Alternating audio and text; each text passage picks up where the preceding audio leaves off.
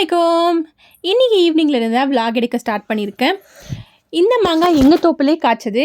இது வாங்கிட்டு வந்து 2 நாள் ஆகுது. சரி ஏதாவது ஒரு ரெசிபி ட்ரை பண்ணலாம் அப்படின்ட்டு தான் ரெடி பண்ணிகிட்டு இருந்தேன்.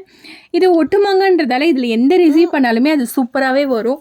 இன்றைக்கி நான் மாங்காய் பச்சடி தான் செய்யலாம் அப்படின்னு ரெடி பண்ணிகிட்டு இருந்தேன். மாங்காய் பச்சடி எங்கள் வீட்டில் நான் மட்டும் தான் சாப்பிடுவேன். அதனால் பாதி மாங்காய் மட்டும் யூஸ் பண்ணால் போதும் அப்படின்றதுக்காக பாதி மட்டும் தான் எடுத்துகிட்டு இருக்கேன். சரி அதை மட்டும் குட்டி குட்டாக கட் பண்ணி வச்சிடலாம் அப்படின்னு தான் ரெடி பண்ணிகிட்டு இருந்தேன். இது கட் பண்ணுறதுக்குள்ளே எனக்கு போதும்னு ஆகிடுது. அவ்வளோ ஒரு ஹார்டாக இருக்குது. கட் பண்ணுறதுக்குள்ளே போதும்னு ஆகிடுச்சு. எனக்கு பர்சனலாகவே ஸ்வீட்ஸ்னால் எனக்கு ரொம்ப ரொம்ப பிடிக்கும். அதனால் பச்சடியில் கூட கொஞ்சம் ஸ்வீட் அதிகமாக இருந்துச்சுன்னா எனக்கு ரொம்ப பிடிக்கும். அதனால் எனக்கு ஏற்ற மாதிரி பாதி சைஸ் மாங்காவுக்கு ஒரு கைப்பிடி அளவு வெல்லம் எடுத்து நல்லா காய்ச்சி வடிகட்டி வச்சுக்கிட்டேன். அதுக்கப்புறம் அதே பேனில் கொஞ்சமாக எண்ணெய் விட்டு கடுகு, கருவேப்பிலை இதெல்லாம் சேர்த்துட்டு அதுக்கப்புறம் நம்ம கட் பண்ணி வச்சுருக்க மாங்காய் அதெல்லாம் சேர்த்து நல்லா கொஞ்சம் எண்ணெயிலே வதக்க விட்டுக்கிட்டேன். நம்ம எண்ணெயிலே கொஞ்சம் நல்லா வதக்கி விட்டால் அது நல்லா அப்படியே சுருங்கி வர மாதிரி இருக்கும். அதுக்கப்புறம் நம்ம அதில் மஞ்சள் தூள், மிளகாய் தூள், கொஞ்சமாக உப்பு இதெல்லாம் சேர்த்து அதுவும் நல்லா அந்த பச்சை வாசல்லாம் போகிற மாதிரி நல்லா வதக்கி விட்டுக்கிட்டேன். சில பேருக்கு இந்த ஊறுகாயிலே மாங்காய் ஊறுகாய் ரொம்ப ரொம்ப பிடிக்கும் அப்படின்னு சொல்லுங்கள். எனக்கு மாங்காய் ஊறுகாய்னா அவ்வளோ ஒரு ஃபேவரட்.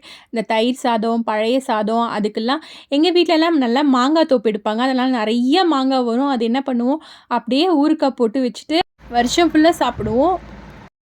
ஒரு 2-3 நிமிஷம் நல்லா வதங்கினதுக்கு அப்புறம் அது முழுங்குற அளவுக்கு தண்ணி ஊற்றி நல்லா வேக வச்சு எடுத்துக்கலாம்.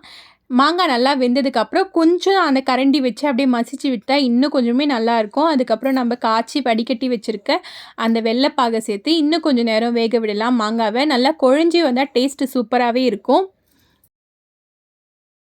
நான் நல்லா ஹை ஃப்ளேமில் வச்சு ஒரு 5 மினிட்ஸ், அதுக்கப்புறம் மீடியம் ஃப்ளேமில் வச்சுட்டு ஒரு 3 மினிட்ஸ் நல்லா வேக வச்சுருப்பேன்.